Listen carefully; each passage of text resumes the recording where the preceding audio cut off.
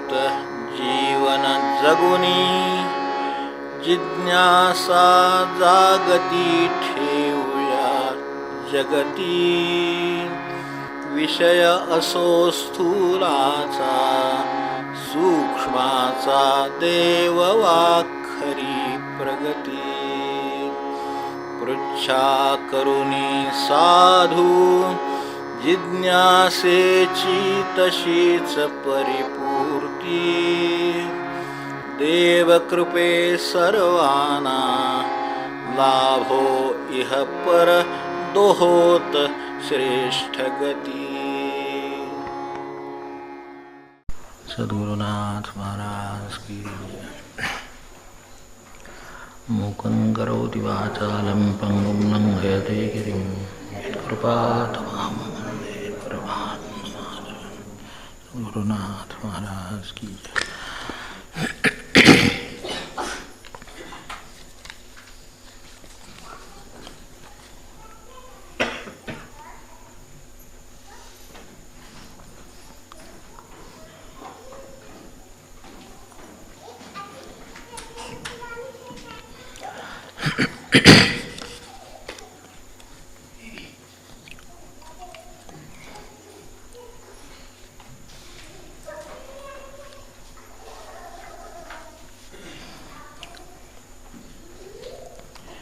एक भावगीतेचा उपयोग कसा करून घ्यावा याविषयीचा एक सामान्य प्रश्न आहे. तो थोडा 2-3 वेळा सांगितलेला आहे. त्यामुळे आता 2 प्रश्न फक्त राहिले ते आज आपण समोर ठेवायचा प्रयत्न करूया. आणि आहेत आणि तसे महत्त्वाचे आहेत. दुसरा जास्त महत्त्वाचा आहे. तो त्यांच्या कृपेने किती उलगट होतो ते बघूया. ते झालं की परत आपलं भजन होईल.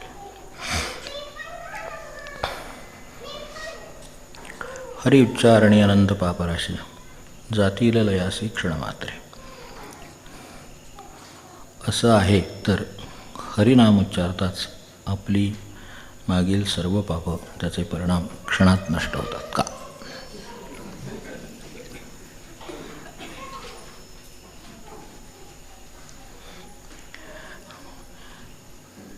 मी असं मानतो की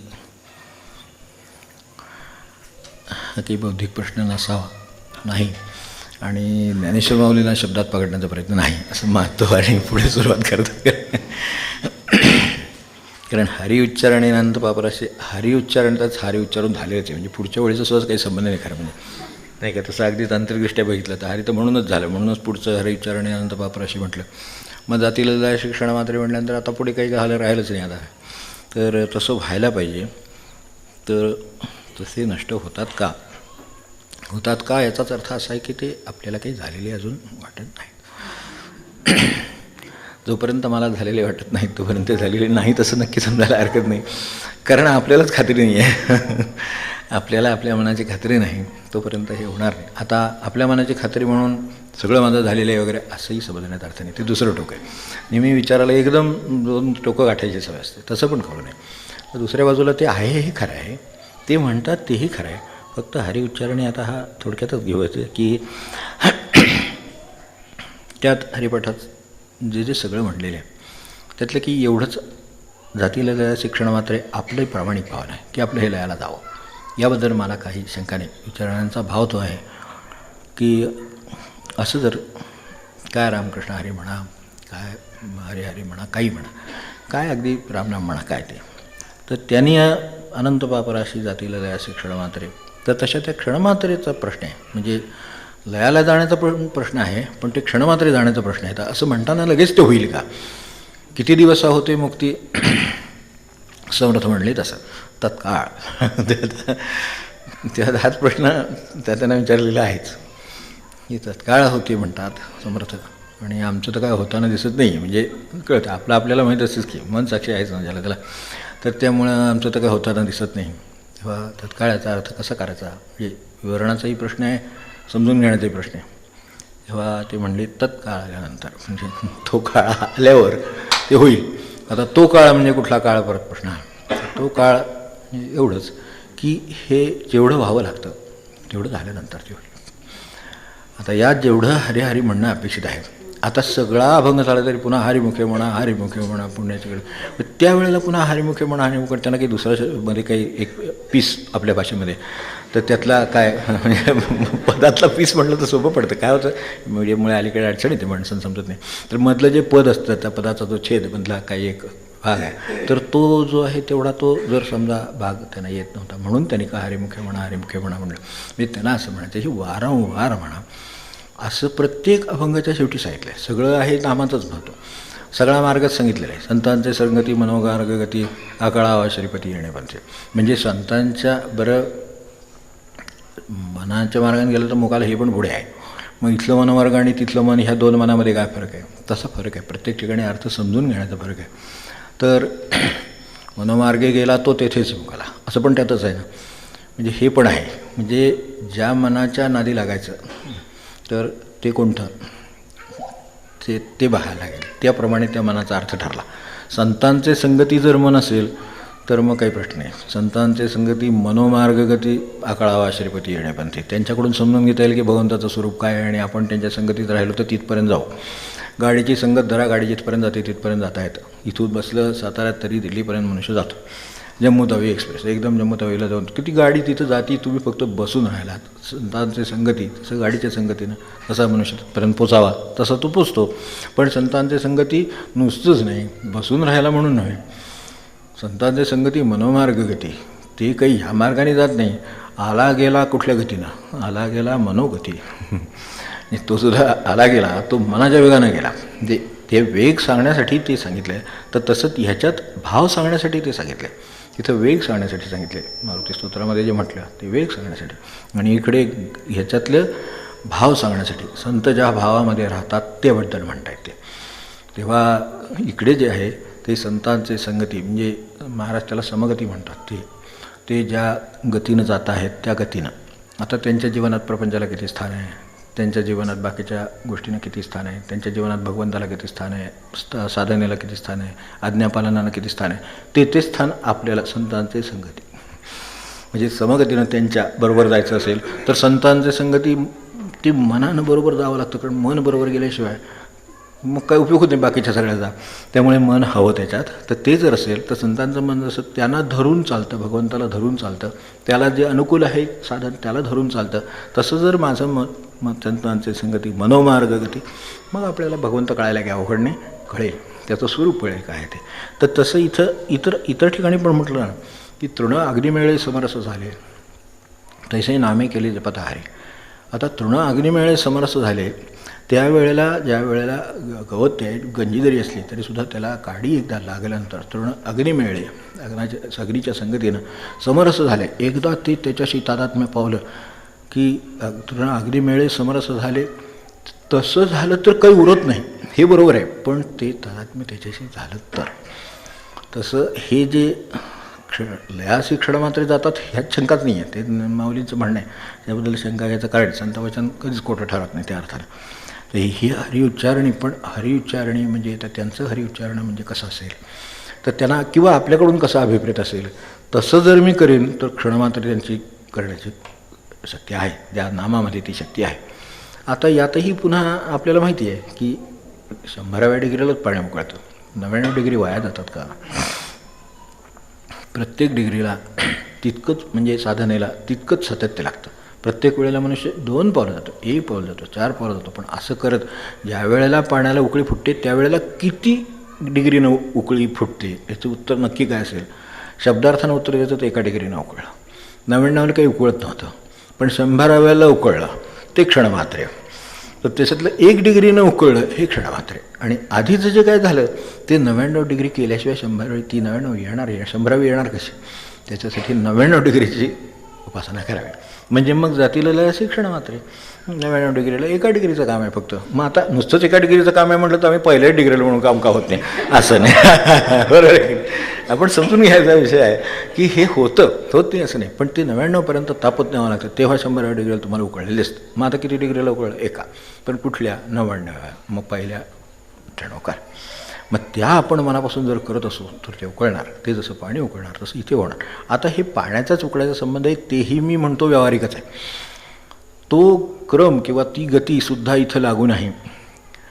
मनाला कुठलीही गती प्राप्त करता येते. मनाने ठरवलं, आता आपण म्हणतो मनानं सोडून दिले आम्ही, जे काही काही आता प्रपंचात बऱ्याचशा गोष्टी मनानं सोडून द्यायच्याच असतात आणि मनानं धरून ठेवलं तर सुटत शक्यताच नाही त्याची काही सुटायची. म्हणजे बाहेरचं एक वेळ दोरी तोडता येईल पण मनाचं बंधलेलं तोडता येणार नाही. तर त्यामुळं तसं त्याच्या अर्थानं अभिप्रेत आहे की इकडे या बाजूला म्हणजे भगवंताच्या प्राप्तीच्या मार्गामध्ये इथे अशा तऱ्हेचा 100 डिग्रीचा सुद्धा नियम लागू नये. हे फक्त सांगताना उदाहरण म्हणून आधीचं सांगितलं. तृणाग्निमळे समरस झाले हे उदाहरण म्हणून सांगितलं. तसं हे उदाहरण आहे. मला मनानं वाटलं की मी धरून ठेवलं की मी आयुष्यभर धरून ठेवू शकतो, हे मनात ताकद आहे. ती ज्यानं ओळखलेली आहे त्यानं जे ताकद वापरली तर तेच मन त्याला भगवंताकडे. मग विभूती कशाला म्हटलं आहे तिला, मनाला सुद्धा विभूती म्हणलेलं आहे. ती भगवंताची विभूती आहे, ती तिचं काम करते ना. पण आम्ही मनाला दोन्ही बाजू आहेत. ती प्रपंचाच्या इकडच्या बाजूचं मुळात ते त्या बाजूचंच आहे, मायेकडचं आहे, आणि इकडचं भगवंताकडचं आहे. मग भगवंताकडच्या बाजूला जर ते जसं इकडे बांधलं तसं इकडे बांधलेलं असेल तर त्याला 99 सुद्धा करायचं नाही. ते 5 काय 10 नामात सुद्धा होईल. म्हणून अनेक वेळेला असं होतं की तेराकोटीहून होत नाही आणि एखादा 1 लाख करून हे होतो, मोकळा होतो. कारण तो मनाने मोकळा होतो, त्याने ते धरून ठेवलेले मनाने. नाम ज्याने मनाने धरून ठेवलं आहे त्याला ते शक्य आहे. तर त्या अर्थाने हे धरून ठेवावं म्हणजे हे होईल. तर असं काही याच्यासाठी म्हणजे लौकिकदृष्ट्या एक उदाहरण म्हणून सांगितलं आणि हे खरं परमार्थातली चाल म्हणून उदाहरण सांगितलं की परमार्थातली चाल अशी आहे की तिथे एकदम थेट तुम्हाला जाता येणं शक्य आहे. मग जायचं आहे का, हा मूळ प्रश्न आहे. जायचं आहे का, तळमळ आहे का, तर मला ते काम केव्हाही शक्य आहे. आणि कसं, तर जातीला जायचे क्षणमात्रे या प्रमाणात शक्य आहे, म्हणजे इतक्या वेगाने ते शक्य आहे. फक्त ते मनानं तेच धरलेलं असलं पाहिजे. आमच्या मनाने थोडा वेळ हे, थोडा वेळ ते, थोडा वेळ ते. आता मग तसं ते होत नाही, मग म्हणून होत नाही.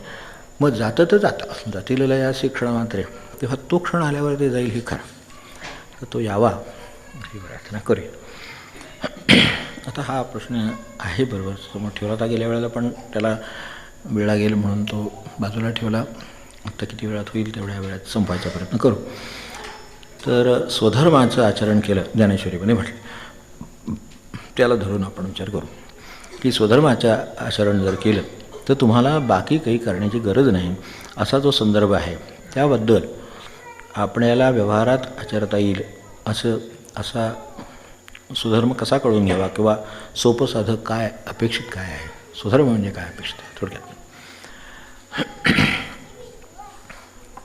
आता हे जर एका वाक्यात उलगडून सांगण्यासारखं असतं तर मी म्हटलं असतं की म्हणजे आपली उलगडण्याची शक्ती नाही आहे म्हणून म्हणतो, तर तशी शक्ती नाही त्यामुळं सांगता येत नाही. एका वाक्यात सांगण्यासारखी गोष्ट नाही. काय होतं ह्याच्यात, स्वधर्मामध्ये स्वही आहे, धर्मही आहे. दोन्ही शब्दाबद्दल आकलन करून घेण्याची गरज आहे, समजून घेण्याची गरज आहे. धर्म म्हणजे एकदम ते आपल्याला आठवतात ते धर्म सगळे, त्यातलं काय अभिप्रेत नाही. तर इथे धर्माभिप्रेत काय आहे म्हणून त्यांना पुन्हा एकदा येऊन स्वधर्म सांगावा लागला, की जे आहे कृष्णाने येऊन सांगितलं. पुन्हा ते म्हणले, महाराज म्हणले तसं वेश पाठवून पुन्हा आले आणि परत एकदा ज्ञानेश्वरांच्या रूपाने सांगितलं. तेच सगळं तेच की या ठिकाणी धर्मात शब्दाच्या अर्थावर पुटं झडली. प्रत्येकानं आपापल्या सोयीनुसार त्याची विभागणी करून घेतली. धर्म केले, जाती केल्या, अमके केलं, तमके केलं, सगळ्या ज्याने त्याने आपापले विभाग करून घेतले आणि आपल्याला सोयीचं होईल असं करून घेतलं. भगवंतानी दिले त्याला सोयीचं होईल असं नाही करून घेतलं. तर अडचण आहे. म्हणून धर्मशब्दाच्या अडचण येते की स्वधर्माचं आचरण म्हणजे काय पटकन नक्की सांगता येत नाही. अशी एका वाक्यात का सांगता येत नाही, तर मुळात स्वची ओळख नाही आणि धर्म या शब्दाची ओळख नाही.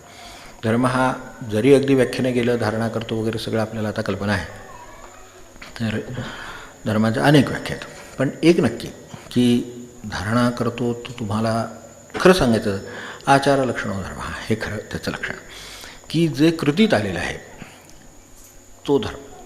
आता कृतीत काय यावं, तर स्वधर्म कृतीत यावा हा स्वधर्माचा साध्या सोप्या भाषेत म्हणतात.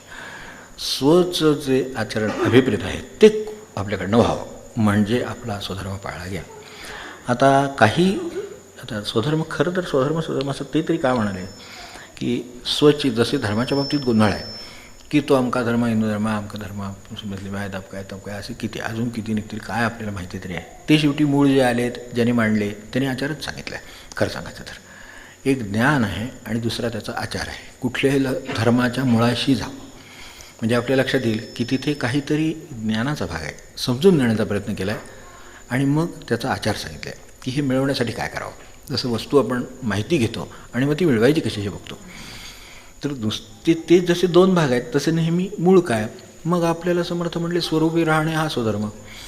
त्याचं उत्तर त्यांनी देऊन टाकलेलं आहे. स्वरूपी राहणे, पुन्हा ते स्वधर्म आलाच परत, त्यात स्व आलाच परत. आता हा स्व म्हणजे कोण हा प्रश्न आहे. तर तो जर उलगडला तर मग धर्म म्हणजे काय हा आचरणाचा भाग झाला पुढचा. तर त्या स्वचं उलगडण्यामध्येच भ्रम आहेत, मोह आहेत, चुकीच्या गोष्टी आहेत. तर त्याच्यातनं अडचण येते. स्व म्हणजे सर्वात पहिली कल्पना माझा देह अशी आहे. मी माझा देह ही माझी स्वबद्दलची कल्पना आहे. तेव्हा तिथं घोटाळा सुरू होतो. म्हणजे ती आडवाट आहे खरं सांगायचं तर. पण होतं काय, जगात आल्यामुळं तो आडमार्ग ठरत नाही, राजमार्ग ठरतो. जगात देहाला स्वधर्म म्हणजे देहाच्या स्व म्हणजे मी, आपण ती ओळख करून देतो ना मुलाला. तू तू तू मी मी मी तिचं शिकवतो. आपण त्याला तू तू तू म्हटलं की ते तू तू तू म्हणतो खरं म्हणजे. पण आपण त्याला तू तू तू म्हणतो आणि त्याला सांगतो म्हणजे तू मी मी मी म्हण. आता मुलाला नाव शिकवायच्या वेळेला समजा काय एक्स नाव आहे त्याचं, ते एक्स नाव आहे, एक्स एक्स एक्स एक्स त्याला म्हटल्यानंतर म्हणजे तू, मग ते आपल्यालाच एक्स एक्स एक्स म्हणतं. मग ते तसं नसते, तुला एक्स म्हणतात, मग तू ओ द्यायची. म्हणजे हे किती उलटं सुलटं खरं गणित आहे. पण हा आपण राजमार्ग समजतो, कारण त्याला कळलं पाहिजे ना स्वतःचं नाव काय. त्यातला स्व कोणता, त्याच्या देहाला आपण दिलेलं नाव हा त्याचा स्व असे आपण सुरुवात करतो. आणि इथून पुढं आयुष्यभर तसा प्रवास सुरू राहतो. तो म्हणतो मी म्हणजे अमुक. आपलं जे काय ओळखपत्र आहे ना ते तसं आहे. तर मी म्हणजे हा ओळखपत्रावर तरी काय असतं मला सांग. आपला फोटो म्हणजे काय, देहाची प्रतिमा. आता इलेक्ट्रॉनिक झाली म्हणून काय प्रतिमा बदलते का. हा आता ठीक आहे, चांगला फोटोग्राफर असेल तर आपल्याला आहो त्याच्यापेक्षा चांगला दाखवू शकतो. ह्याच्यापेक्षा काय करण्यात होतं ते करू शकतो. काय त्याच्यात फेरफार करू शकतो. एकदम काळाचं गोरवळ्याचं काळ काय तुम्हाला जसं करायचं तसं करायचं. ते तो तुम्हाला कृष्ण करून टाकेल, त्याचा काय प्रश्न नाही. त्यामुळे ते सगळं होऊ शकतं. पण शेवटी देहच म्हणजे मूळ तो प्रतिमा काढतो ती देहाची. जगात राजमार्गावर चालते ती ही प्रतिमा. इथे ती प्रतिमाच अभिप्रेत नाही. स्व म्हणजे काय हे समजून घ्या असं त्यांचं म्हणणं आहे. तर ह्याच्यात भ्रम मोह.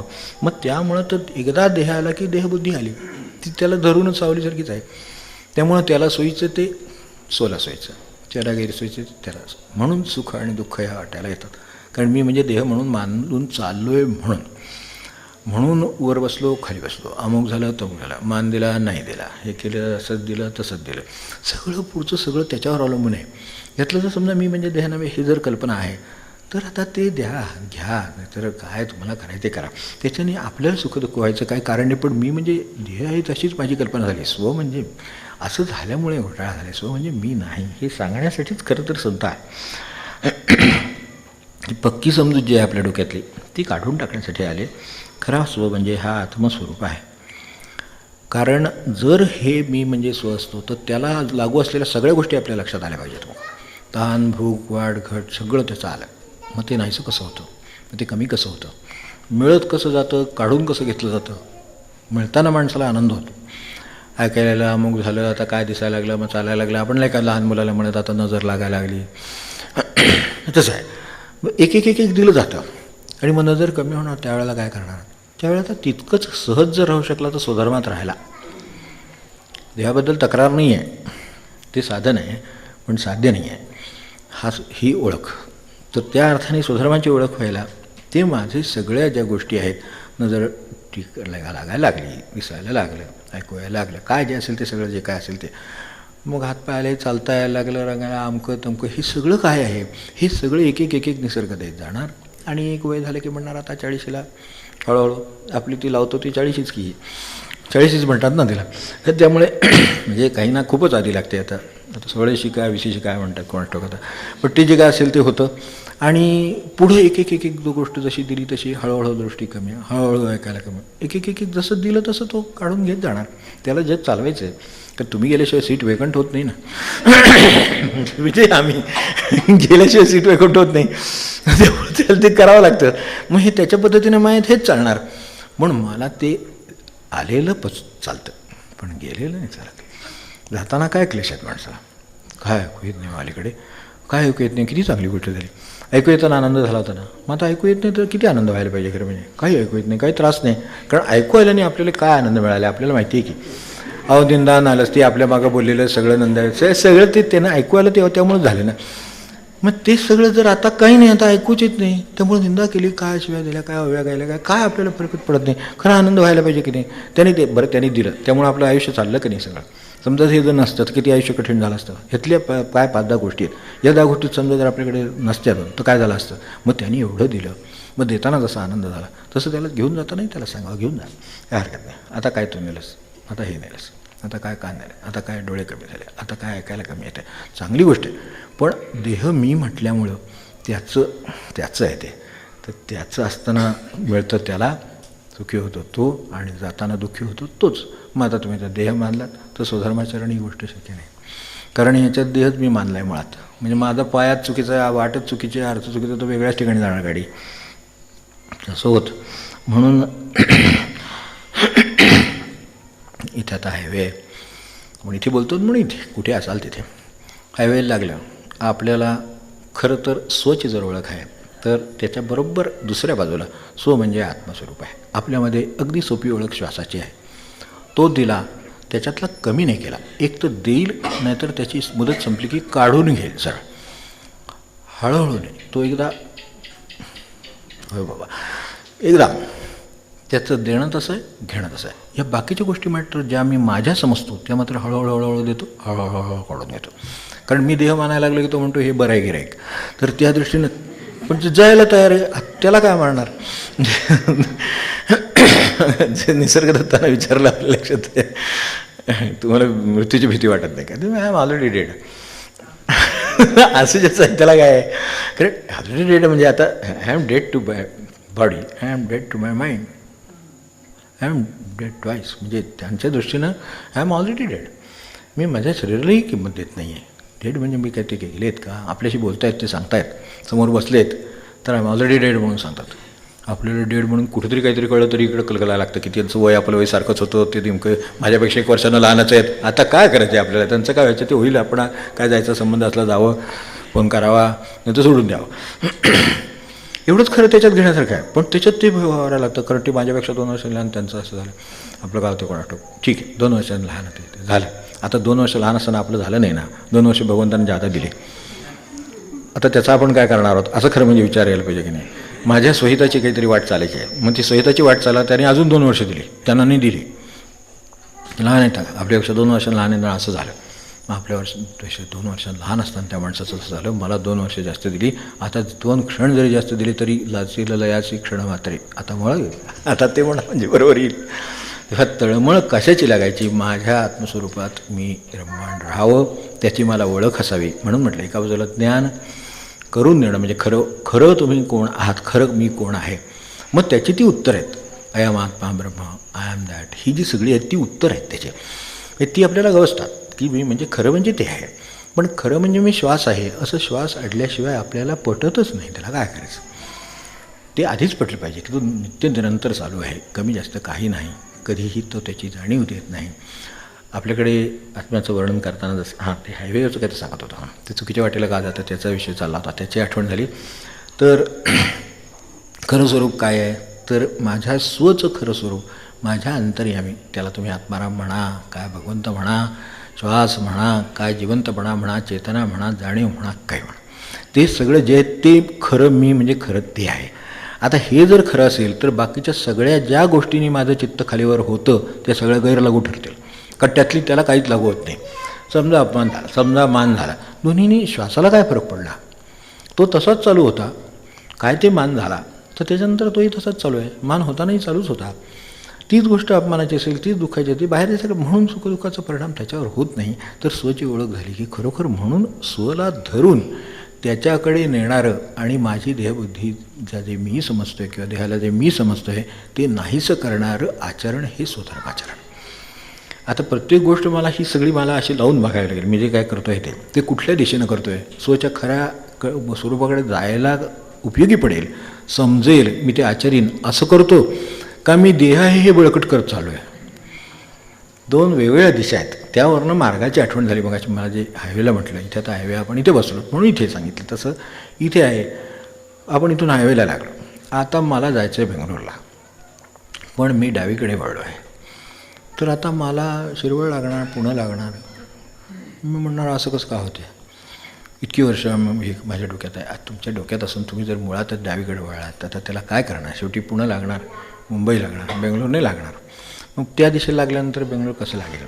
जो या दिशेला चाललेला आहे त्याला बेळगाव लागेल, त्याला बेंगलोर लागेल, हे लागेल. पण हे वळतानाचाच प्रश्न आहे. म्हणून ती ओळख लवकर व्हावी ह्यासाठी ज्ञानासाठी पहिली धडपड आहे. माणसाच्या आयुष्यात जे आश्रम घालून दिलेत ना ते बरोबर त्यासाठी आहेत. आता त्याला आश्रमाचं स्वरूप आहे ते सर्वांना लागू असलेले आहेत, तो कोणाला लागू नये असं नाही.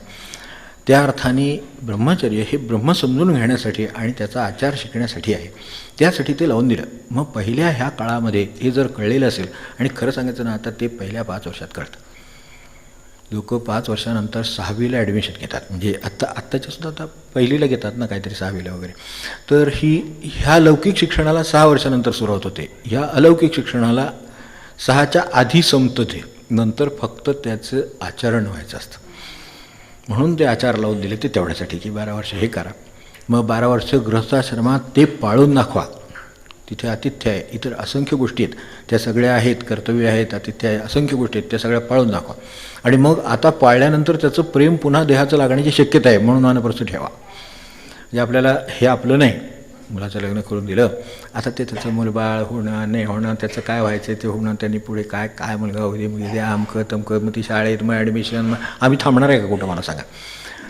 पुन्हा एकदा काय ते सुनमुख बघितलं म्हणजे झालं, एवढ्यावर भागत नाही माणसाचं. नाचूनच मग आता नाचून सुद्धा एकदा मुख बघितलं म्हणजे बरं, काय ते नातू बघितलं म्हणजे आता नातू बघून आपलं काय होणार? आम्ही आहोत तसेच आम्ही राहणार, याच्या पुढं काय होणार आणखीन वेगळं? नात बघितलं की नातू बघितलं काय होणार? व्यवहार आहे इथे आपलं, हे प्रवासाचं चाललेलं आहे. म्हणजे दिशा, यात स्वधर्माचरणाचा काय प्रश्न आला? हा आपण फक्त देहाचरणच करतोय, स्वधर्माचं नाहीच. हा देह समजून चाललेलं आचरण आहे. म्हणून नातू मुलगा संबंध सगळे आहेत. आता ह्यांचं काही लागत नाही, लागू होत नाही का आपल्याला? लागू होतं, पण तेवढंच लागू होतं जेवढं खरं आहे. त्यातलं स्वभावतः चालत आलेला असतो स्वधर्म. आता मनुष्य स्वभावतः जन्माला आला ना, ठीक आहे, कर्माने आला असेल, पण आला ना तो. मग आल्यानंतर त्याचे आईबाप त्याला लागू झाले, आई वडील लागू नाही का झाले, मग ते देहाला लागू झाले, बरोबर. ते आजी आजोबा अमके तमके सगळे देहाला लागू झाले. तिथून मी काय जोडणार ते लागू होणार. आता ते जोडताना त्याच्या आधी ब्रह्माचरण आहे, म्हणून काय जोडावं काय नाही हे ठरतं. मग जोडून फसायला होत नाही का? आता आधी ब्रह्म शिकलेले काय आहे ते, मग त्याच्या पारखीनं ते पुढचं काम चालतं आणि काही प्रारब्धारी चालेल मी म्हणतो. पण त्यांच्या बाबतीत जो चाललेला आहे ते माझं स्वधर्माचरणासाठी हे काम चाललं आहे. मी स्वयंपाक कशाला करतो आहे? तर कोणाला तरी जेवायला घालता यावं म्हणून करतो आहे, त्याचं बरोबर चाललेलं आहे. स्वयंपाक तर करावाच लागेल. आता तो जेवल्यानंतर मी जेवायला बसणार नाही का? बसणार. कारण माझा देह जर फिरता राहील तर संध्याकाळच्या स्वयंपाकाला मी उभा राहीन, नाही तर मी कसा उभा राहीन? मी का म्हणतो आहे तर अलीकडे असं काही असं राहिलं नाही, गृहिणी गृहक वगैरे असं काहीतरी म्हणावं लागेल असं वाटतं.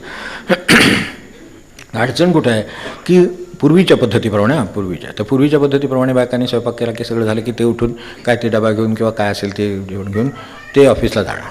स्वधर्माचरणात गडबड कुठे आहे ते सांगतो की ते ऑफिसला गेले.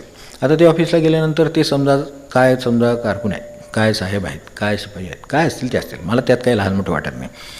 त्यांनी त्यांच्यासारखं राहणं त्यांचा स्वधर्म.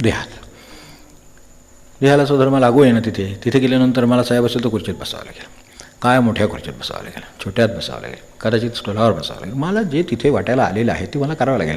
मग तिथे असताना मी समजा कोणी म्हणजे ते त्याचं ठरतं, ते ज्ञानेश्वरीचं तुम्हाला रेफरन्स किंवा दिला आहे बरोबर आहे ते. तर त्यांचं तर म्हणणं असं आहे की ज्ञानेश्वरीच्या बाबतीत तुम्ही जर म्हणाल तैसा स्वधर्म, तरी हा कसा आहे खरं म्हणजे तोच त्यांचं म्हणणं, स्वधर्म लोपला तर सर्व सुखांचा नाश होईल असं शब्द म्हटलं आहे. म्हणजे आता काय होईल तर आता उदाहरणार्थ आत्ता आपण चाललो ऑफिसमध्ये, समजा ऑफिसला गेलो, साहेब आहे तर साहेबासारखंच वागावं त्याने तिथल्यासाठी, कारण ते त्याला लागू आहे तिथं, त्याचा तो स्वधर्म आहे. जसं पुत्राला पुत्रधर्म लागू झाला, पितृधर्म लागू झाला, पत्नीधर्म लागू झाला, हे सगळे लागू झाले. ते लागू त्या ठिकाणी देहालासुद्धा हे सगळे स्वधर्म लागू झाले. ते सगळे आधी पाळले तर ते ओलांडता येतील, मग स्वधर्म चालू होईल. आता हे ओलांडता येतील म्हणजे ओलांडायची वाट बघायची आहे का? जे ब्रह्माचरण आधी शिकलो ते फक्त हे करताना लक्षात ठेवून पुढे जायचं की माझं पितृधर्म हे बरोबर आहे, पण त्यांच्याबरोबर मी 24 तास राहिले पाहिजे असं नाही आहे. माझं काम मला करावंच लागेल. त्यावेळेला आपण देहाच्या कामासाठी नोकरीला जातोच ना, का पितृधर्म आहे म्हणून घरात आपण का पुंडलिक आहे बाबा पाया सेवा करत बसलाय, आहे का एवढी तयारी? तर ते पोटाला घालायला तयार आहेत. भगवंताची ती तयारी आहे. पण ते शक्य नाही आणि व्यवहार्य नाही, आपल्याला ते काही जमणार नाही. मग आपण आपलं काम झालं की नोकरीला, मग नोकरीला गेल्यानंतर साहेबांनी कारकुनासारखं, कारकुनांनी साहेबासारखं हे करू नये. इथे परधर्म आहेत. अधर्म परधर्म या दोन आडवाटा आहेत. परधर्म ही आडवाट आहे, अधर्म ही आडवाट आहे. तर त्या अर्थाने त्यांनी तसं वागू नये, यांनी असं वागू नये. हे अशा पद्धतीने दोन्ही बाजू आहेत. त्या टाळून मध्ये जो जातो तो ज्या भूमिकेत आहेत त्या भूमिकेत वागतो. आता आपल्याकडे गुणवणी महाराजांसारखे होते, आपल्याला माहिती आहे, ते त्या शाळेत शिक्षक होते. आता नवमे चित्रकलेचे साधारण शिक्षक. तर त्या बाजूच्या लोकांना ह्यातलं काही माहीत नाही की ह्यांना योगाचं काय ज्ञान आहे, हे कोणाचे शिष्य आहेत, काही कल्पना नाही. सत्काराच्या वेळेला जेव्हा हे बाकीचे लोक नंतर निवृत्तीच्या वेळेला लोकांना कळावं, असा ज्याला स्वधर्म पाळता आला त्याने पाळावं की हेच ग्रस्त होते, यांच्यासाठी ही लोक भेटायला येत आहेत, ते त्यांच्या दृष्टीनं फार मोठे आहेत लौकिकात सुद्धा. ती माणसं तिथे येऊन पायाचे बसतात. हे कशासाठी? हे तेव्हा कळलं की अरे हे इतकी वर्ष हे आचरण करतात. हे कसं देहाचे बरोबर देहाला लागू असलेले धर्म पाळून कसं करावं, तोही स्वधर्मच आहे. कारण देह आहेच आपल्याला लागू. तर त्याला धरून असलेला आता त्यांचा तिथे त्यांची योग्यता योगाची असली तरीसुद्धा काय मुख्याध्यापकांना योग सांगून उपयोग आहे का त्याचा? त्यांना काही जिज्ञासा आहे का? अवश्य सांगा. नसेल तर त्याचा काही संबंध नाही. ते काय सांगतील? तर ते सांगतील अमुक तास घ्या, ठीक आहे. आज अमुक चित्र शिकवा, ठीक आहे. त्यांना हाती काय, घोडं काय आणि माणूस काय, त्यांच्या दृष्टीने फुल काय. आता काय अभ्यासक्रमात शिकवायचे ते त्यावेळेला उत्तमात उत्तम शिकवायचं, हा तिथला स्वधर्म. असे स्वधर्म त्या त्या ठिकाणी त्या त्या परिस्थितीमध्ये जे लागू आहेत ते करावेत. आता ते केल्यानंतर आपला मूळ सुधर्म हा नाही आहे. स्वरूपी राहणे हा सुधर्म. मला मी कोणाचा आहे म्हणून मी मूळ कोण आहे, ते मी मूळ कोण आहे हे कळायला नुसतं कोणाचं आहे एवढं लक्षात ठेवलं तरीसुद्धा एक मध्यम मार्ग आहे. समजा मी महाराजांचा आहे, काय मी स्वामींचा आहे, तर स्वामींचा आहे हे मनात असेल, जर हा स्वधर्म बरोबर पक्का धरलेला असेल तर सगळ्या बाकीच्या देहाच्या सुद्धा स्वधर्मावर त्याचा परिणाम होतो.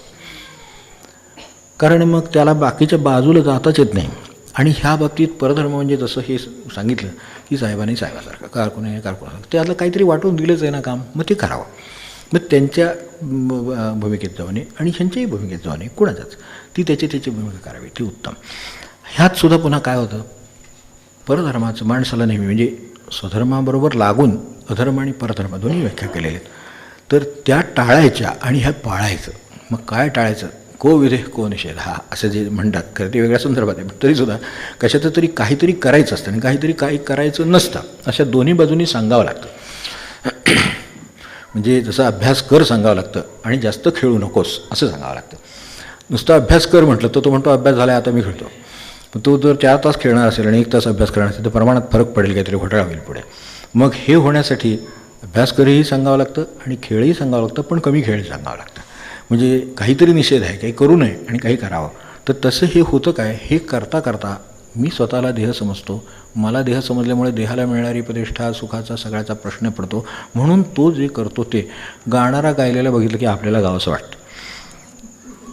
ते वाजवणारे येतात ना, काहीतरी वाजवतात, ते काय व्हायलिन वाजवतात, काय वाजवतात, तर ते लगेच आपल्याला वाजवावं असं वाटतं.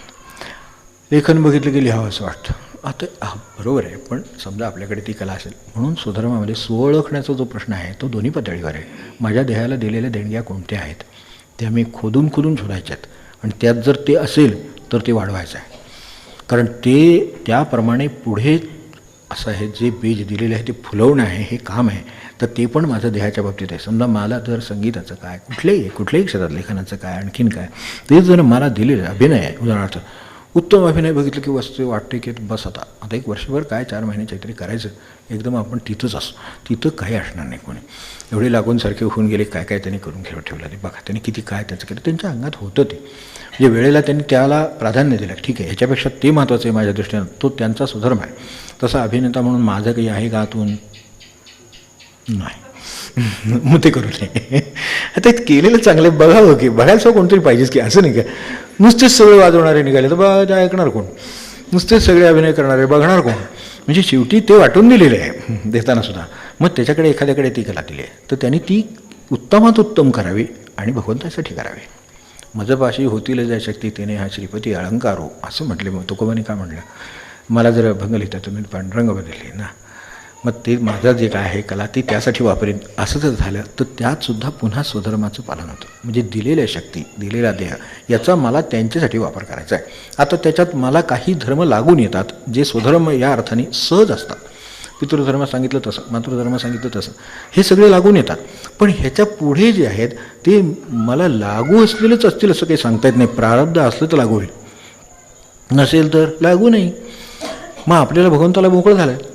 भगवंत मला स्वरूपी राहणे हा स्वधर्म आहोत, ते किती नाम घ्यायचे, 99 डिग्री मगाशीच म्हटलं ना, तिथपर्यंत जायचं आहे. मग तेवढं जायचं असेल तर आपल्याला हे करावं लागेल. म्हणून या बाजूला मी माझ्या देहाला, माझ्या कुवतींना, माझ्या कलाला काय अनुकूल आहे ते शोधून काढावं आणि ते करण्याचा प्रयत्न करणं हा देहाच्या बाबतीतला आपलं स्वधर्मपालन आहे.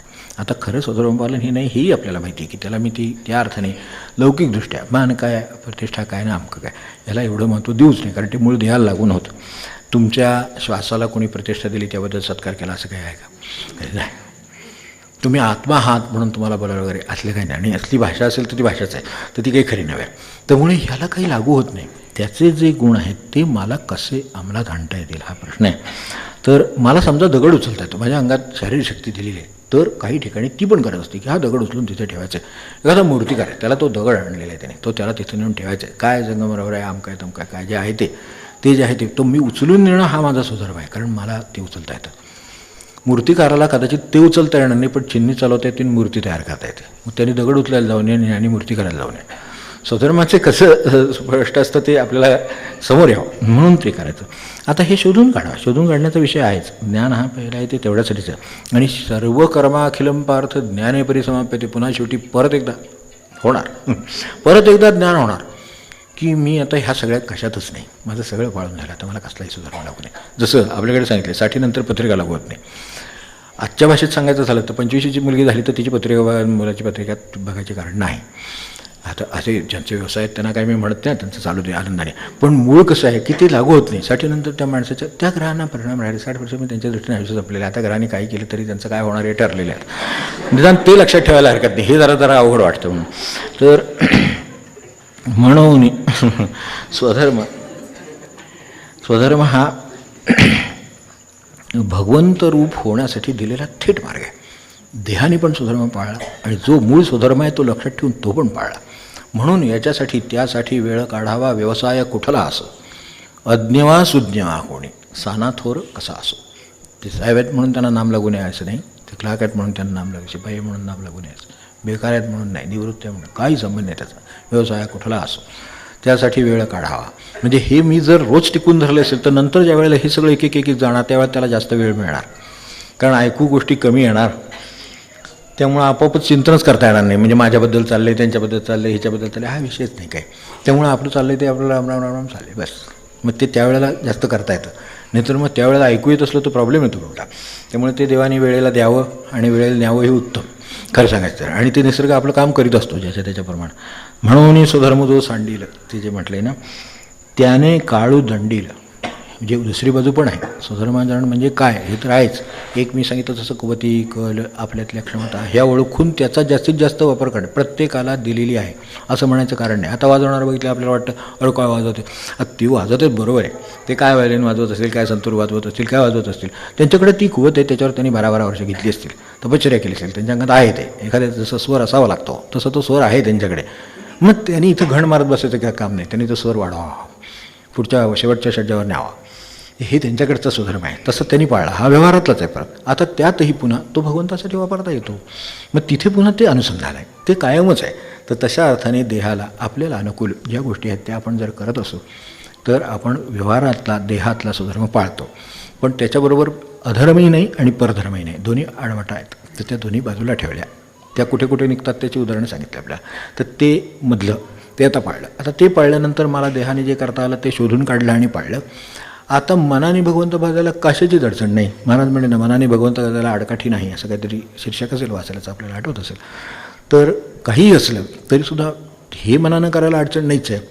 हरी उच्चार आणि अनंत बाबा अशी हे आहेच. पण ते हरी इकडं आपल्याला भगवंताचं नाम घेत काम करायला सुद्धा अडचण नाही. कुठलं तुमचं काय काम आहे, काय सुधार काम आहे, माझं लेखनाचं काम आहे, काय संगणकावर काम आहे, कशावरही काम आहे.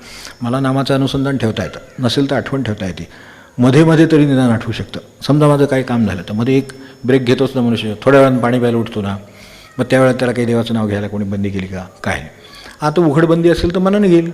समजा एखाद्या ऑफिसमध्ये किंवा बाहेर वातावरण नाही, तसं आता अनेक लोक सांगतात वातावरण नाही. वातावरणाचा काय त्याच्याशी संबंध ठेवला असता तर मग त्याच वातावरणात ते घेता आलं असतं. तसं नाही आहे, ते आहात तिथे घेता येतं. असं आलं तिथे नामाचे चिंतन. आपलं आपण म्हणतोच ना. मग तितकं स्वधर्म हा या अर्थाने आचारायला खरं स्वधर्म तो. मग आता सातत्याने नामाचं अनुसंधान असणं, भगवंत करता आहे याची जाणीव असणं, हे सगळे खरे स्वधर्म. पण आमचं ती अडचण अशी आहे की तिथंसुद्धा पुन्हा ती देहबुद्धी वावरते. त्यामुळं व्यवहारी सर्व भोग सेवावे हे अगदी खणखणीत लक्षात राहतं, पण त्याच्या आधी नामात रंगून या हे नाही लक्षात राहतं. नामात रंगून या व्यवहारी सर्व सेवावे असं आहे ना. पण ते व्यवहारी सर्व महाराजांनी सुद्धा त्यांची सांगितलेली आपल्याला. तसं कसं एक काय 4 शर्ट घेतले अजून घेतला पाहिजे, अजून ड्रेस घेतले पाहिजे, अमुक केलं पाहिजे, रंगून या सर्व ते लिहिले त्यांनी.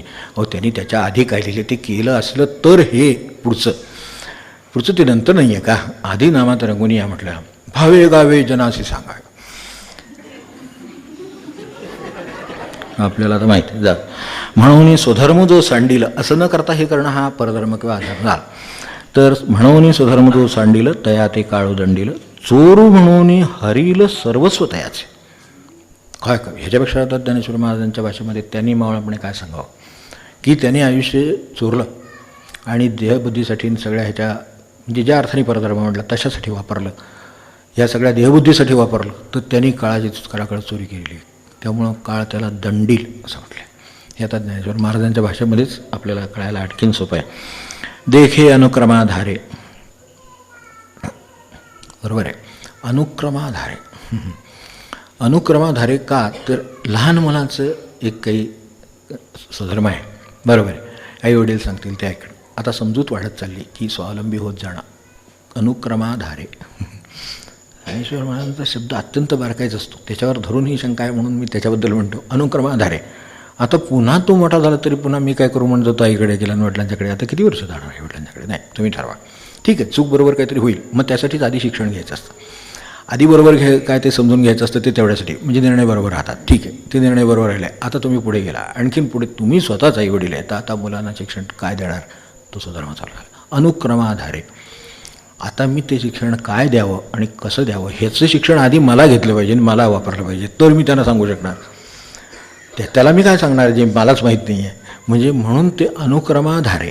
तर स्वधर्मसुद्धा देखे अनुक्रमाधारे स्वधर्म जो आचरे, देह आणि आपल्या स्वधर्माचा म्हणजे स्वच्या खऱ्या अर्थाने, तर स्वधर्म जो आचारे तो मोक्ष तेणे व्यापारी निश्चित असे. काही करायची गरजच नाही वेगळं.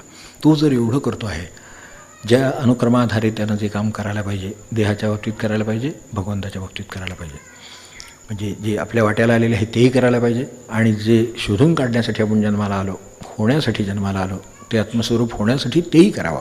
तर तशा तऱ्हेचा जो हा जे 2 ट्रॅकवर ज्याचा व्यवस्थित चाललेला आहे, देखे अनुक्रमाधारे स्वधर्म जो आचारे, मग त्याला वेगळं तो मोक्ष तेणे व्यापारी निश्चित. काय तो निश्चितच आहे, त्याला मोक्षाची वेगळी काळजी करण्याचं कारणच नाही. पण ते तसं केलेलं असलं पाहिजे. नसेल तर जिथे कळलं तिथून करायला सुरुवात करावी, बरोबर आहे. मग त्या भूमिकेत अनुक्रमाधारे वडील झाल्यानंतर मग मुलाचं कर्तव्य. आता मुलाचं लग्न झालं की मुलगा हा त्याचा नातू हे त्याचं कर्तव्य, त्याचा मुलगा हे त्याचं कर्तव्य, माझा मुलगा हे माझं कर्तव्य, इथपर्यंत ठीक. पण ते कुठेपर्यंत? आता 25तल्या 30तल्या मुलाला का भरवणार आहे? म्हणजे दोघंही स्वधर्मात चुकले असं त्याचा अर्थ आहे. माग मी आपल्याकडे सांगितलं होतं, एकदा आमच्याकडे एक पाहुणे आले वगैरे बोललो होतो. ते आंघोळीला गेला तो मुलगा, नंतर मग त्या बाहेर उभ्या होत्या वगैरे बोललो होतो. ते अरे जास्त पाणी सोडू नको, विसण जरा कमी कर, एकदम जास्त गार होईल, हे बाहेर बाथरूममध्ये त्या बाहेर उभा राहून त्या सांगत होत्या. म्हटलं काय भगवंताची लीला आहे. म्हणून मी नंतर विचारलं, आपलं चिरंजीवांचं वय काय? 35 वर्ष. म्हणजे ठीक आहे छान. भगवंतच कल्याण करू शकेला, कोण कल्याण करणार यांचा. आता तेव्हा दोघांची सुधर्मात काय घोटाळा झाला ते आपल्याला कळलं. अनुक्रमाधारे. त्याला जर आंघोळीला पाणी गार घ्यावं, गरम घ्यावं किंवा गरम घ्यायचं असतं, किती घ्यावं हे जर कळत नसेल या वयाला. आता लहान मुले आहे, 2 वर्षाचे त्याला आंघोळ घालायची, तर आपणच विसर करतो ना आणि आपणच घालतो. मग हे पण अनुक्रमाधारे हे बरोबर आहे. म्हणून अनुक्रमाधारे शब्द वापरला आहे. तर त्या ठिकाणी माझी भूमिका काय, ती केली, समजली आणि केली. म्हणून समजले आणि वर्तले, तेच महापुरुष झाले ते जे आहे ना, ते समजले आणि वर्तले हे जे आहे ना, तोच क्रम सगळीकडे आहे. म्हणून ह्या ज्ञानाचा प्रश्न आहे. तर ते जे काय आहे ते झालं की मी पूर्वीच्या आत्ता मगाशी सांगत होतो ते अर्ध उदाहरण सांगितलं. ते ऑफिसला गेले. आता ऑफिसला गेले की आपला सुधर्म संपला का? नाही, माझा त्यांच्या बाबतीतला सुधर्म संपला. आता माझा भगवंताच्या बाबतीतला सुधर्म सुरू झाला. घरी आता मिस्टर राहतील का मिसेस राहतील हे सांगता येत नाही, पण समजा मिस्टर राहिले तरी त्यांना सुधर्म लागू झाला. समजा घरी पण असतील, कारण पुढच्या काळात काय आणखीन समजा उद्या का हो आरक्षण सगळ्यात त्यांनाच द्या म्हणते नोकऱ्या, का आपण काय करू शकणार आहे, आपण डुबळी माणसं आहे, आपलं काय त्याच्या पुढे चालणार. तर उद्या ते म्हटले नाही हे सगळं त्यांना देऊन टाकायच्या नोकऱ्या, सगळं आपण सगळे घर सांभाळू काय त्याच्याकडे. एकेकाळी तुम्ही सगळ्या लढाया सांभाळ्या म्हणले, आपण सांभाळल्या की नाही, कुठल्या तरी आपल्या पिढीनं सांभाळ्याच की. ते रणांगणात जीव गेले त्यांचे, मग घरात जातील का, आता हे घरात जाण्यासाठी जे घरात जातील जीव नाही जाणार, पण काय भाजलं पुरलं म्हणजे जे काय म्हणतात ना मग मिळते भाकर वगैरे ते सगळं त्यांना कळेल. तेव्हा हे लक्षात ठेवा, हे याला ते सतत म्हणजे हे जे काय असेल ते आता तिथं धर्म परधर्माचा किंवा त्याच्यातला कुठे आहे. आता कसं आहे की कामाला गेला तर काहीतरी भूमिका आहे ना, साहेबाच्या कामातही कामचुकारपणा करू नये आणि नोकराच्याही कामकाज ज्यांना मालक असेल तर त्याच्यातही कामचुकारपणा करू नये. का मालकाला गैरव्यवहाराची शक्यता आहे आणि नोकराला कामचुकारपणाची शक्यता आहे, ही त्यांच्या धर्मातल्या काटेत ते काढता आले पाहिजेत. मी त्या ठिकाणी बरोबर आपला सुधर्म पाळला जाईल. हे सुधर्मासंबंधी आहे, तो विषय खूप मोठा असला तरी कळण्याची गरजही तितकीच आत्यंतिक आहे. तर ती कळेल तर आहे इथून मार्ग माझा सोपा राहील. आता त्याचं पुढे त्या मुलाचं किंवा त्या नातवाचं पुढे काय होईल, नातवाला ॲडमिशन मिळेल का नाही अहो नातू आहे आता त्याच्यापेक्षा काय पाहिजे, तो आहे का नाही हा सुद्धा आपला संबंध नाही. खरं म्हणजे माझा संबंध मुलाशी आहे ठीक आहे, आणि तोही नसेल तर माझा तो नाहीच आहे. माझ्या जसे संबंधी आपलं सहज आले तसे पुढे आलेलं नाही आहे असं त्याचा अर्थ आहे. मग तेही सहजच आहे, सहज आई वडील आले त्यांच्यापेक्षा मी काम करणं हे माझं काम आहे, तेवढं काम झालं की माझं काम झालं. आता त्याच्या पुढचं काम लागलंच असेल तर केलं पाहिजे, पण कुठल्या पिढीपर्यंत, एका पिढीला त्याच्या पुढच्या पिढीचं काय संबंध आहे तिथे बघतील. असं जर करत राहिलं तर त्यांना त्यांचे मुलं सुद्धा सांभाळता यायची नाही. तू त्याला ते म्हणते आजी आजोबांशिवाय राहत नाही, पण जी आजीशिवाय राहत नाही असं होईल उद्याला. तसं नाही, ते हे सुधर्माचं उल्लंघन झालं. म्हणजे तिथे त्या ठिकाणी सुधर्म आखून दिलेले आहेत. तर हे जे आहेत तर तिथेही चुकारपणा करू नये, अप्रामाणिकपणा करू नये, हे सगळं त्यात येतं. मला सांगा की आता इतक्या ठिकाणी इतकं आता का म्हणजे सुकाळच झालं, सगळं सुकाळक असलेलं आहे, म्हणजे सुळसुळाट झाला आहे. म्हणजे त्याला खूप मराठीत चांगले सगळे शब्द आहेत. जिथे तिथे ते दुकानात गेलं CCTV, ह्याला झाला CCTV, तो तिथं काय खरेदी करायला गेला CCTV. कशासाठी? कारण अप्रामाणिकपणा आहे म्हणून. तर प्रामाणिकपणा असतं CCTVची काय गरज आहे ना, तो बरोबर देते, तो बरोबर घेईल, जे काय असेल ते बरोबर करील. हे जर प्रामाणिकपणा असेल तर CCTV फेकून देता येतील, पण ते नाहीत. म्हणजे धर्म पाळला जात नाही म्हणून हे प्रश्न आले. स्वधर्म दुकानदाराचं पण आहे, तसाच तो गिरायकाचं पण आहे, सगळीकडे आहे. प्रत्येक व्यवहारात हा सुधर्म आहे ना. मग तिथे त्याचे जे गुणवत्ता आहेत त्या जर पाळल्या जातात हे साधारणाची काय गरज आहे. आणि अशाने का होणार आहे काम, ते मूळ जिथून होईल मनातून तेव्हाच होईल, तेव्हाच परिवर्तन होईल. मग ते त्याच्यावर आता त्या कॉम्प्युटरला काय दिली ते दुसऱ्याचे काय भरायची वगैरे मध्ये नाही का, ते लोक ते CCTV पाहिजे, आपण फुटेज पाहू लगेच तो आपल्याला सापडेल. फुटेज काय पाहतं त्यांनी डोक्यावर तोपर्यंत रुमाल टाकला होता देताना पैसे, डोक्यावर रुमाल टाकून पैसे विड्रॉट घेऊन घ्यायला माणूस जडलेल्या घटना आहे. त्यांनी पैसे देताना कारण ते चुकीचं होता तर ते देताना सहज त्याने आता पुसायला आपण रुमाल ठेवतो, त्यांनी सहज डोक्यावर असं घातलं. आता तुम्हाला फक्त रुमालच दिसतोय काय करणार, म्हणजे त्याला मर्यादा आहे. पण प्रामाणिकपणाचं जर बीज रुजलेलं असेल तर ह्याला काय प्रश्नच येत नाही, तुम्ही दिवे लावा नाही तर नाही, त्याचा काय संबंध आहे. जे हे आहे हे का आलं आहे तर सुधर्माची जाणीव नाही राहिली, ओळख नाही राहिली म्हणून झालं. मग आता ते आपण करायचा प्रयत्न, बाकीचं जे काय जगाचं असेल ते असेल. तर या सगळ्या जगाला सुधारणा आहे, सुधर्मात मोडत नाही. हां हे सांगतो, म्हणजे ते पण त्यात काही नाही आहे. ते म्हणून महाराज म्हणतील ना, ते कार्य करायला जन्माला यावं लागतो. जसं संताचा चरित्रकार जन्माला यावं लागतो म्हणले तसं ते हे जन्माला यावं लागतं, त्याचं काम आहे ते. तर त्यांनी ते करावं, ते कामं पडते. पण सहज असतं त्यांना, त्यांच्या तोंडून सहज सरस्वती म्हणजे जिभेवर सरस्वती. मुके आई ते काय आहे की सगळं आता काय अशात सांगू, ज्ञानेश्वरी आहे सुद्धा परत. तर त्यावेळेला बघू त्यांच्या कृपेने झाली तर त्यावेळेला हे आहेच. त्यांनी तेच म्हटले की जो आत्ता जे पंकुम लंगाई ते गिरी म्हटले मुकुम करोती वाचालम, हे त्यांनाच शक्य आहे. मग एखाद्याला अशाला ज्याला समजा नीट सांगता येणार नाही त्यालासुद्धा त्यांची इच्छा असेल याच्या तोंडून सांगावं तर त्याची हात ठेवावा की त्यांनी सांगायला लागावं, अशी परिस्थिती आहे. मग तसं असेल तर करावं. पण मी केलं म्हणून आहे, त्याने हात ठेवला आहे म्हणून सांगतो आहे, त्याने हात काढला की मला काय सांगता येणार नाही. म्हणजे तिथेसुद्धा किती सूक्ष्म जाणीव असते आणि ती आपण काढणं आपण नाही, त्यांनी ठेवलं आहे म्हणून हे चाललं आहे. तर तसं जर राहिलं तर हे सगळं आता हे समजून घेण्याचा विषय आहे, तर घ्यावा.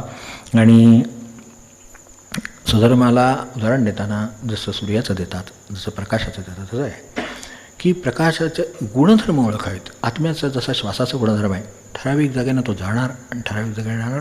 अहो किती काळ हे चाललेलं आहे, किती प्रमाणात आहे असा विचार केला तर आपण कुठलीही गोष्ट ह्या प्रमाणात कधीही केलेली नाही. अगदी कोणीही सांगावं की श्वासा इतकी आपण गोष्ट कुठली केली आहे का. किंवा आज जी जिवंतता सतत आहे, पण शुद्ध जाणीव प्रकटे जीवातची जी आहे ती तशा तऱ्हेचे आपण जागृत तरी कधी राहिलो का? एक वेळ हरिजगर केला तर दुसरा सबंध दिवस झोपण्यात जाईल माणसाचं. 12 तास 24 तास काय काम केले ते, तर इतकी आपल्या कुवती कमी पडतात. पण त्यांचं काय काम चालू आहे, मग त्याचा स्वभाव कसा आहे, म्हणून आत्म्याचे गुणधर्म जाणून घ्यावेत असं उपदेशात म्हटलं. मग त्यात अनेक गुणधर्म दिले. अवक्र चेतसा, सरळ जातो, सरळ वाकडं जाणं माहिती नाही.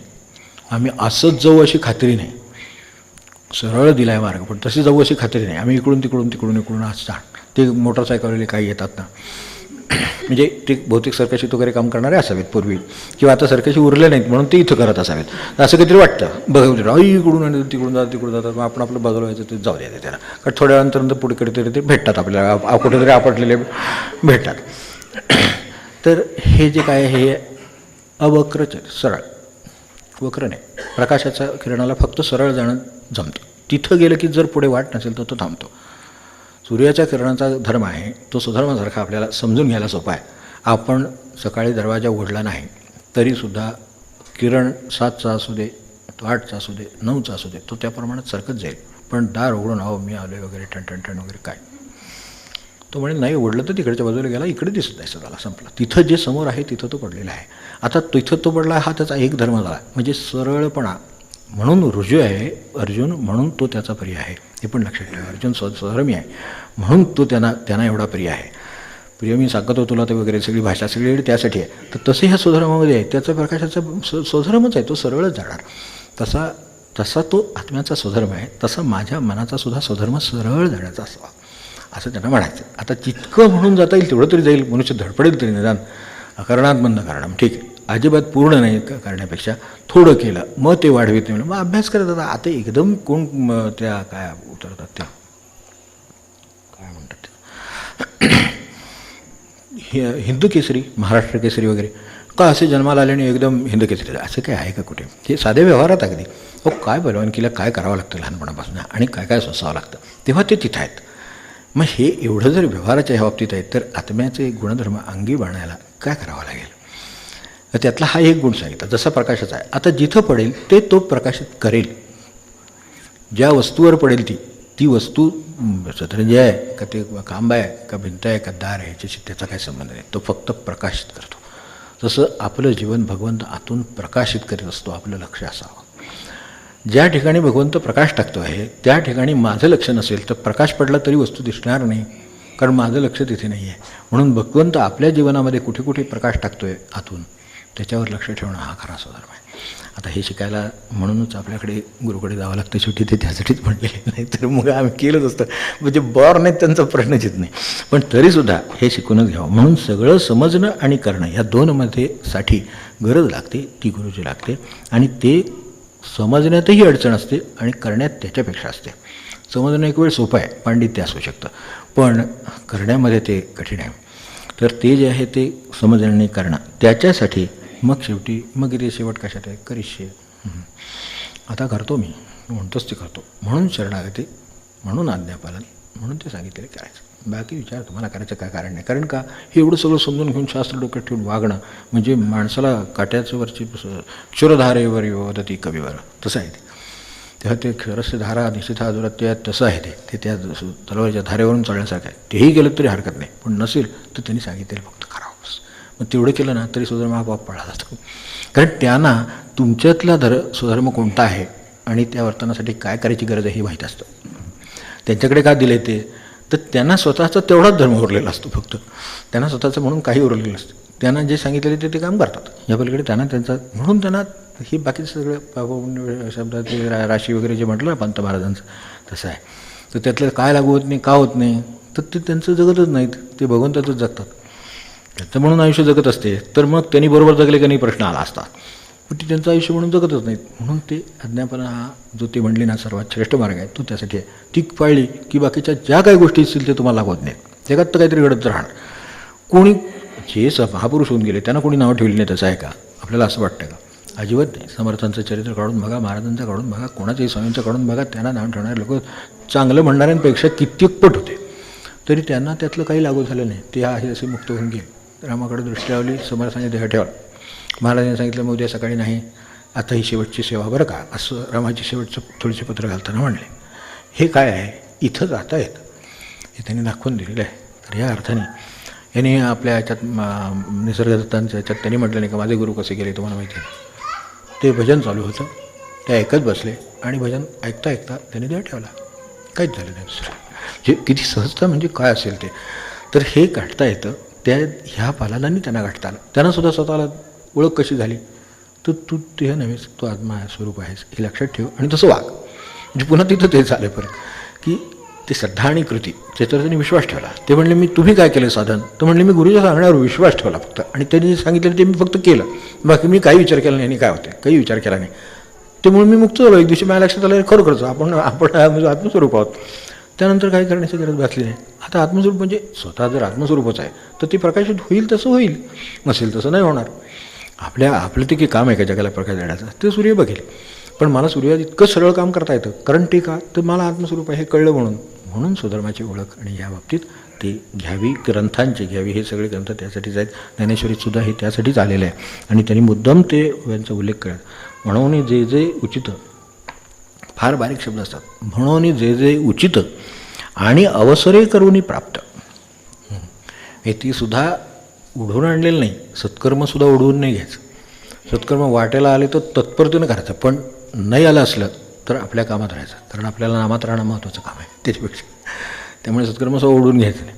तेव्हा जे अवसरे, म्हणून अवसरे करूनी प्राप्त असं म्हटलं आहे तिथे. स्वधर्माच्या बाबतीतसुद्धा ह्या बाबतीत व्यवहाराच्या, म्हणून जे जे उचित आणि अवसरे करूनी प्राप्त ते कर्म पुन्हा कसं हेतुरहित. सत्य एक एक हे दिलेलं आहे त्याचा, म्हणजे ते कसं असावं ह्याच्या कसोट्या दिलेल्या आहेत ह्या, की जे जे उचित आणि अवसरे करूनी प्राप्त ते सहजपणे आलेलं आहे तसं समोर, तर ते आपण करायला पाहिजे. आणि ते हेतुरहित राहावं. त्यातसुद्धा पुन्हा हेतू असतो, कारण मदत केली, समजा एखाद्याला मदत केली, त्याच्या लक्षात आपण यांना मदत केली, पण त्यांना जाणीव राहिली, जाऊ दे तिकडे, आपला हेतूच नाही तो, त्यांना जाणीव राहिली नाही, त्याचं नुकसान होईल, ती बरोबर आहे, पण ते त्याच्या कर्माचा भाग आहे. माझ्या कर्माचा भाग होता की अवसरे करूनी प्राप्त मदत करायची होती, तर मी ती केली. एवढंच काम आहे. मग एवढं जर करायचं मग आचरतू असं स्वच्छ म्हटलेलं आहे. म्हणून जे जे उचित आणि अवसरे करूनी प्राप्त, त्या प्राप्त काळामध्ये ते आलेलं आहे म्हणून केलं. आणि अवसरे करूनी प्राप्त ते कर्म हेतुरहित आचरतू असं स्पष्ट सांगितलं. आणि हा तुला मोक्षाचा सोपा मार्ग आहे, म्हणून तो शेवटी तयार झाला, जे त्या स्वधर्म मी पाळतो. त्याप्रमाणे केलं की उचित काय आहे हे पण ते, म्हणून ते आपण सुरुवातीला प्रार्थना म्हणतोय वगैरे ती त्यासाठी.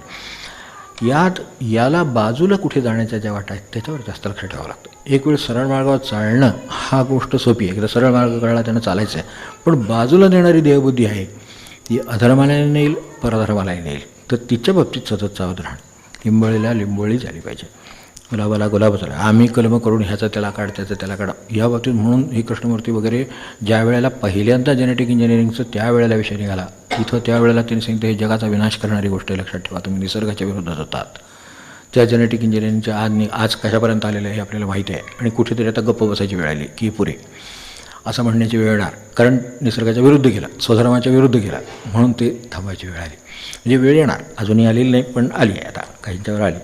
तर त्या अर्थाने हे सगळं, कारण ते जेनेटिक मॉडिफिकेशन आहे, जेनेटिक इंजिनिअरिंग आहे, हे सगळं जेव्हा निघालं त्यावेळेला त्याचं प्राथमिक स्वरूप होतं. पण यांना नेहमी दृष्टी ही असते, ही दीर्घदृष्टी असते नेहमी त्यांच्याकडे. त्रिकाळदर्शी म्हणतात तसे हे भविष्यदर्शी असतात. त्यांना ह्यानं काय होऊ शकेल याची कल्पना तेव्हाच होती. त्यांचा काळ त्याच्याही आधीच आहे खरं म्हणजे, त्याच्या आधी हे झालेलं आहे, तर तेव्हाच त्यांनी सांगितलं. तर ही सगळी उदाहरणं आपण लक्षात ठेवावी. आणि आता प्रॅक्टिकल आपल्याला माहिती आहे की काय करावं. तर त्याच्यासाठी एक तर काय स्वधर्म आहे जाणून घेण्याचा अभ्यास केला, स्व म्हणजे कोण हा अभ्यास केला, धर्म म्हणजे आचरण हे लक्षात घेतलं, हे सगळं क्रमाने घेतलं. आता माझ्यातल्या कुवती बघितल्या, देहाच्या संदर्भात मी देह नाही हे लक्षात कायम ठेवलं. आता देहाला धरून काही स्वधर्म चालत आले, ते मी माझ्या परीनं जास्तीत जास्त पाळायचा प्रयत्न केला, त्याच्या मर्यादेमध्ये, म्हणजे ज्या श्रम पद्धत आहे त्या पद्धतीने पाळायचा प्रयत्न केला. मग ते केल्यानंतर एक बाजूचं काम झालं, त्याच्यात परधर्म आणि अधर्म हे दोन्ही वाटा टाळल्या आणि राजमार्गाने जायचं दिशा बरोबर ठरली आणि राजमार्गाने जात राहिलो. हे झालं. आता ह्याचं प्रॅक्टिकल म्हणजे आपल्या सगळ्या प्रपंचात ते प्रॅक्टिकल करायला आपल्याला पुरेसं दिलेलं आहे, तर ते झालं. आता ह्याच्यानंतर माझा खरा स्व मी कोण आहे, तर तिथे मला जायचं आहे, तिथेच तेच म्हणजेच महाराज आहे, तेच म्हणजेच देव आहे. म्हणजे म्हणून आणखीन वेळ भक्ती ज्ञानाची निर्मिती हे का म्हणली, विश्वनाथ महाराज असं का म्हणले ते पण आपल्या लक्षात येईल. पाहिला देवया ते भक्ती ज्ञानाची निर्मिती हे म्हणले तर ते तिथंच आहे ते त्याचं उत्तर. म्हणून ते अंतरीचा गुरुदत्त हे जे आहे ना तेच खरं त्यातलं ती आपल्याला सापडावं आणि त्याच्या सहवासात राहावं आणि उरलेल्या वेळात काय कर्म वाटायला येत असेल ते करावं. ते करताना काय पाळावं ते सांगितलं तर ते पाळलं आपल्याला निश्चिंतपणे राहता येईल. आणि ज्या ठिकाणी जायचं आहे त्यासाठी वेगळं वनात तपश्चर्याला कष्टाला काय करायचं कारण नाही. आपोआप हेतून तपश्चर्या होत असते माणसाची तर ती घडते आणि सुधर्माने जे उद्धार होतो. आता बरोबर आहे सोपं सांगितलं त्यातल्या त्यात सोपं एवढं करता येण्यासारखं आहे. आता पुन्हा व्यक्तिशः पुन्हा हे राहीलच ना असं काहीतरी की व्यक्तिशः पुन्हा प्रत्येकाच्या ह्याची घराची त्याच्या मनस्थितीची ही ठेवण वेगळी राहील, वातावरणाची ठेवण वेगळी राहील. मग तिथे त्याची गरज असेल तर ते द्यावं लागेल. आपण असंही विचार केला तर खूप थंडी पडली तर स्वेटरही घालतो आणि स्वेटर छान आहे म्हणून बाहेर उकडत असताना भयानक बाहेर हे पडते आणि नाही तो चांगला आहे मग ठेवून घ्या तर तिथे घालतो का तिथे तो काढून मी ठेवतो.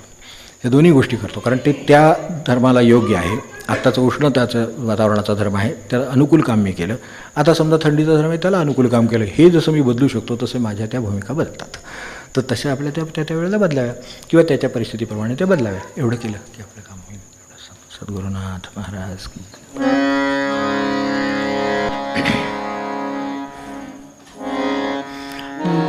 जय श्री पंतपदीया प्रेमळ, जय श्री पंतपदीया प्रेमळ ओवाळू आरती,